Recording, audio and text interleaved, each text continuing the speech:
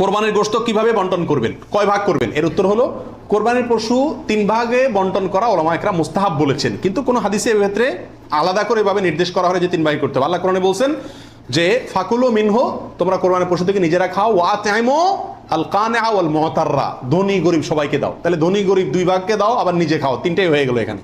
এর থেকে 3 ভাগ মোটামুটি ভাবে ইঙ্গিতে বোঝা যাচ্ছে, কিন্তু এটা কোনো জরুরি কিছু না। আর সহিহ মুসলিম হাদিসে আছে নবী সাল্লাল্লাহু আলাইহি ওয়াসাল্লাম বলেছেন তোমরা নিজেরা খাও, আবার রেখেও দাও, আবার দানও করো, অর্থাৎ 3টা করা যাবে। আবার সহিহ মুসলিমের আরেক বর্ণনায় আসছে তোমরা খাও এবং মানুষকে খাওয়াও।